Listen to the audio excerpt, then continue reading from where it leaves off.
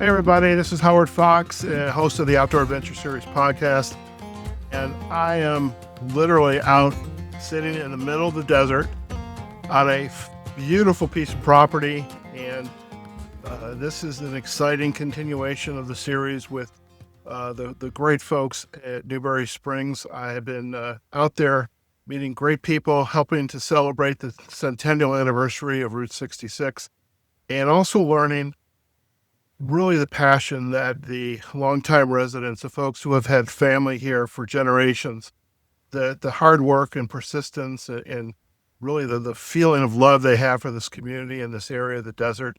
And I have the pleasure in this particular segment to chat with John Burrill. John, it's a pleasure to have you on the podcast. Welcome. Thank you. Pleasure to be here. Fantastic. Now, I have to say, so for our listeners, we're under like a canopy here, a wood frame canopy, and I'm like, this is like the most magnificent view I've seen in my life. I mean, I could literally sit out here and just smoke a cigar, having a beverage of my choice, and just rake it all in. I got the sunrise, the sunset.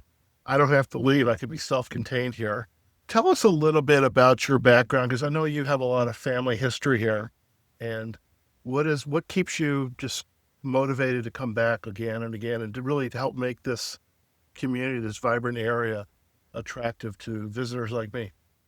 Well, I'll tell you, my family first came here, I think, in around 1915, and have had property here ever since. They never lived here. Well, part of the family lived here, but most of them left and were in the Los Angeles area, and including myself. But we would come out most weekends. Summers, I would spend weeks on end out here, take care of. We had Camp Cady, or the family had at least. It was a cattle ranch, and that was the old Civil War fort. Now it's a 2,000-acre fish and wildlife preserve, where I'm actually one of the caretakers there. Okay. So basically, Camp Cady was a beautiful place. Before the water dried up out here, we had a mile of lakes, sailing, everything else, hunting. Things just dried up. Okay.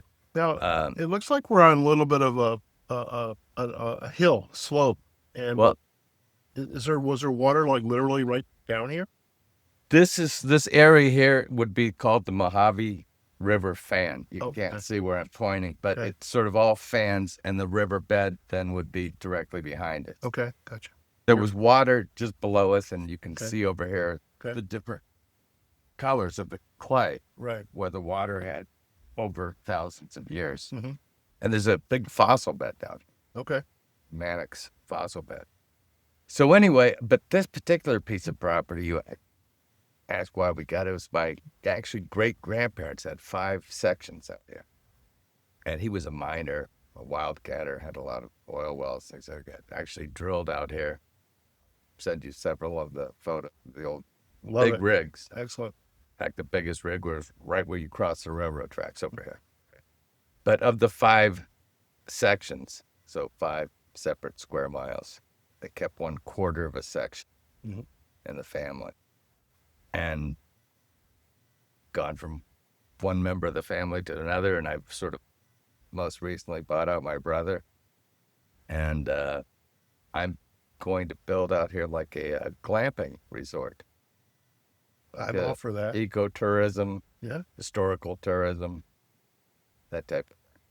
I would imagine this area would be great for the glamping, like these small little glamping kind of ADUs, or maybe it's the teepee style or the whatever style. But I mean, literally create like a little mini community for people that are coming into it for the glamping activity. Yeah, there'll probably be 6 separate clamp sites for groups and individuals. This will be the main one where we're sitting. Okay. It's about 3 acres laid out, so it'll be 10 very large kind of like wall tents, safari type thing, jacuzzis and bathrooms inside. Okay, very nice. Talking about a very upscale. I was gonna say I'm more might be a little on in my price range, but I know the owner, so perhaps Yeah, perhaps we can work something out. I'm sure out. we can.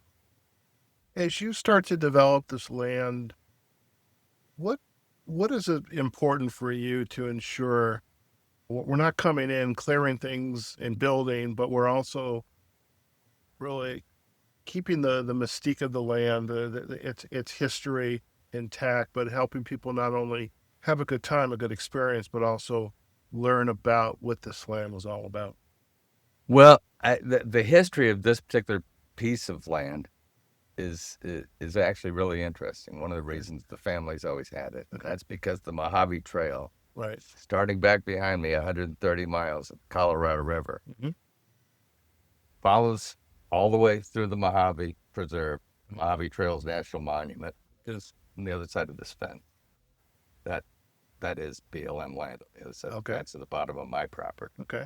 This road that we just came in, if we hadn't taken the driveway to where we're sitting, Mm-hmm. you could have gone another 130 miles and into the Colorado River. Okay. Wow. I think it's so. This is the road you just came in on, was probably the oldest road in the Southwest. Okay. Very nice. And this particular piece, I just recently cleared it in the last few years, was even in 1964, they had Operation Desert Strike. Okay. Where all the bases out here converged, like the war games. Right. And this was an observation post. Okay. For the military. And they would watch all the war games down in here. Oh, wow. That's amazing. Sort of a meetup spot. Okay. Now, when Carl and I drove up here, I noticed there were some hay bales over here. I remember seeing a video that was shared with me about archery. Is that in this area? Is this part We've of it? always had, and there's magazine articles going back forever with a couple of great uncles were world famous archers. Okay. And so archery out here was a huge thing. And they would have tournaments on this piece of property and down at Camp Cady. But the bales you're referring to, like the ones over here, but I'm pointing at this. Okay, we can point. See, it's over there. It's over there. There are bales over there. But there are 18 targets. It's a 7,000-yard archery golf course. Oh, boy. So it's laid out exactly like a golf course. Okay. And you just do it with arrows. Okay. Instead. I learned how to play disc golf a couple of years ago when I went to a conference in Tennessee. I suppose I can learn how to do archery golf. It's fun. Okay. So we've been doing it out here for as long as I can remember. So you have archery in your blood. In my blood. That's wonderful. What is the impact do you see? I mean, having developing the site and just clearing this land, I'm sure is no small feat. I mean, you have a real estate background and development background, and for people that want to stop off the highway, enjoy this area, and then eventually work their way down into like on Route 66 in Newberry Springs, how do you see this affecting the community, and especially for these visitors coming in? I think, particularly because I'm on the north side of the river. The river kind of runs through Newberry Springs, and then the town is over off the 40 and Old 66. Okay. And then I'm on the side that's the 15 road from LA to Vegas. In fact, if you look at the old maps from the 1800s, they show forks in the road. Right. And forks in the road is basically the Mojave Road and the Salt Lake Road, and they met right over here at Camp Cady, where we'll probably go from here. Okay. And then they met there. That was forks in the road. Right over here where you'll see Small Hill. Right. So right on the backside of that, they kind of met. Okay. Between there and Barstow, the two roads, and then went into LA. Okay. In not the last century, but the century before the 1800s, when the West was essentially expanding, perhaps even in the late 1700s, when folks are coming in and making their way on the where do you ride? You pull horses? The train, the wagon trains. Wagon trains. Yeah. I knew that was the word. Yeah. So I would imagine all these roads, like the Spanish Road, the Mojave Road, all these roads are converging, sounds like, at Camp Cady. They are. Okay. They are indeed. And but they met right at, a lot of the dirt roads that you just came in on have literally been here since Father Garces, Okay. Francisco Garces, Okay. Spanish missionary in 1776. Oh, wow. He's the first one to take this trail, Okay. first European. It was an old Native American trading route Okay. from Arizona and points east Right. to the native tribes, the coastal Indians. So this is essentially a trade route, I love it. as it is today. Yeah. I would imagine, and again, I'm just thinking about this in the moment.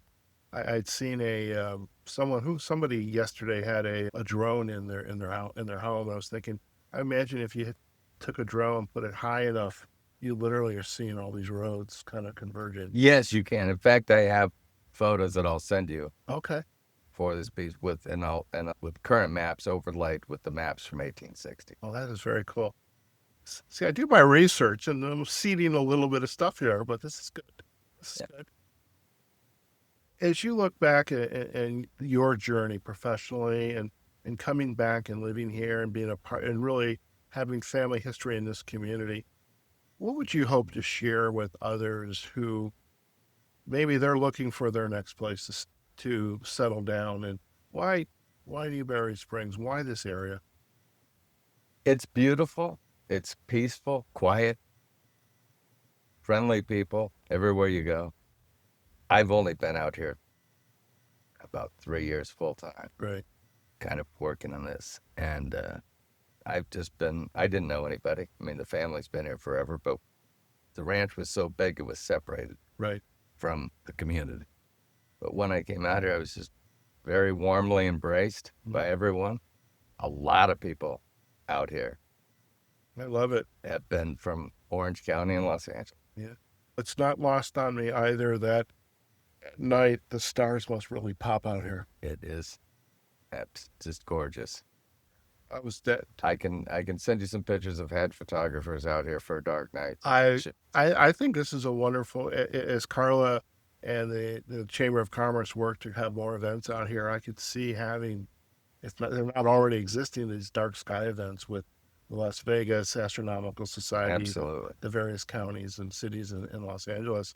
This is a wonderful place. I mean, it's, from Vegas, 2.5 hours at the most. Well, yeah, and I think I'm largely built, again, for ecotourism is my interest in Sure. historical tourism, and it'll probably be a lot to do with Jeep clubs. Mm-hmm.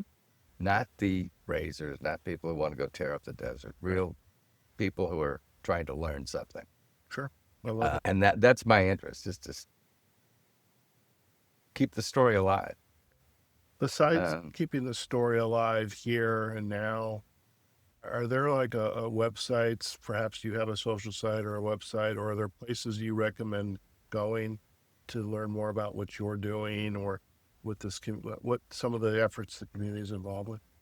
I have just a regular Instagram thing. Okay. Use people out here. We've done music videos out here. All right. So are we allowed to share your Instagram site? Yeah, it's wbranchstudios. Very good. And that was Wilhelm. The Wilhelm family was the site out here, so it's always been the WB. Okay. Good. Well, we'll have that in our show notes. And it is on Instagram. Okay. Anything else that you would like to share with our audience? Yeah, just I'm hoping that this particular part of the desert where all these old trails converged before they're lost to time and history, I'd like people to know what they are. I mean, the Mojave Trail mattered. And to the people in LA, they look at the desert, like just to not necessarily look down on the people out here, but I don't think realize the contribution. Sure. Everything in LA came through here. The materials, the mining, everything going on, the money, the history. It's not lost on me. Yesterday, as I drove in from Las Vegas on the 15, which for our listeners is literally a stone's throw over here, is most people are driving LA to Las Vegas back and forth. And unless you decide or intentional about getting off the road and exploring, you're still going down a highway, interstate. Right. Never having learned something new and realizing there's a whole world out there.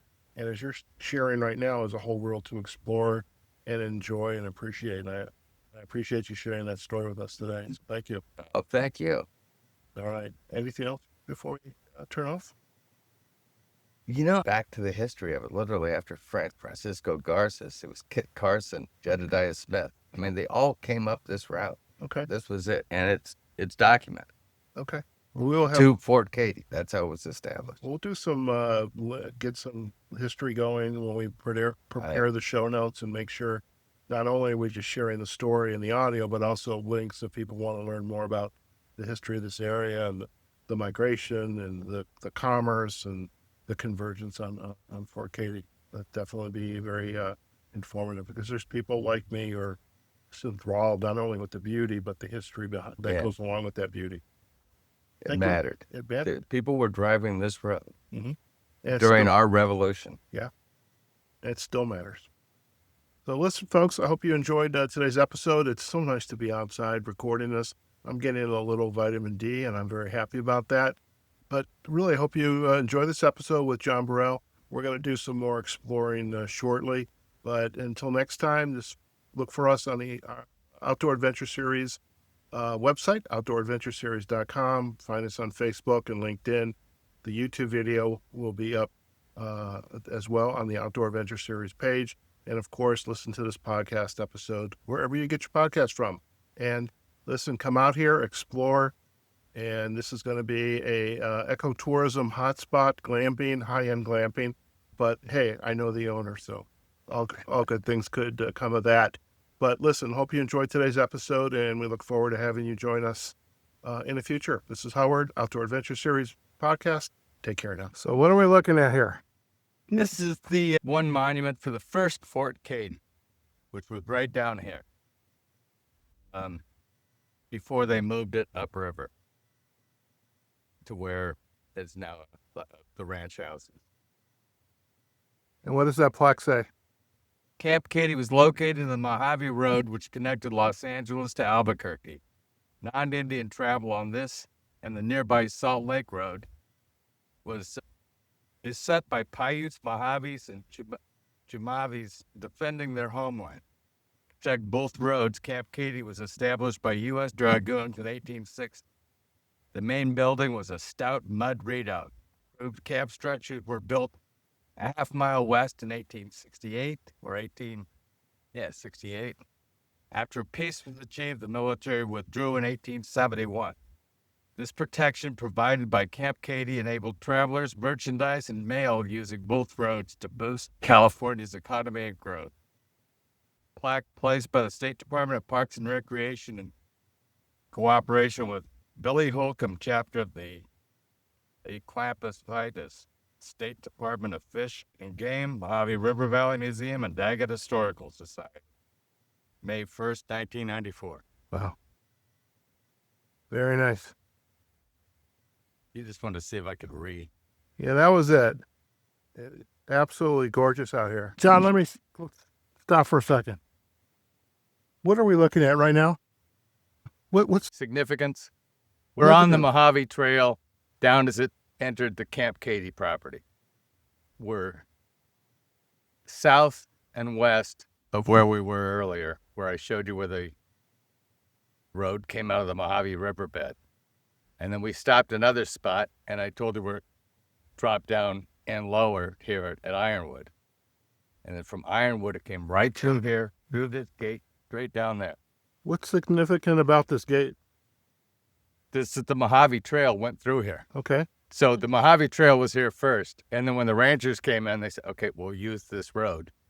Just put up a gate. Gotcha. So there's always this story when there's a gate. Somebody owned it now when they were. And then, if you're lucky, and you look really hard and know what you're looking for, you can see old wagon tracks, the steel 2-inch wagon tracks that would drive through. When on the rare days that it did rain, they'd drive over the red clay, and then it would get buried and embedded in the clay, and then get uncovered from time to time with blow sand or covered with blow sand and then uncovered in wind. But if you know what you're looking for, and this is going to seem like a setup, you can look straight down here and see one of the old tracks. Right here. But that's a very minor one. over here about 50 feet. Very good one. Also on the road where there was a road, it lends itself to erosion. So you see a lot of little ravines like this where once was a road. Right here. See, going straight down this line? Oh, yeah. Yeah, they feel really good right there. Yeah, over here. Right. Here. And then in the middle of the road. So Howard, so we don't have to walk a half mile that way. Or a quarter of a mile. I'll send you a picture of what's down there. And you can say that we went there. Excellent. In fact, get this, you can clip it together.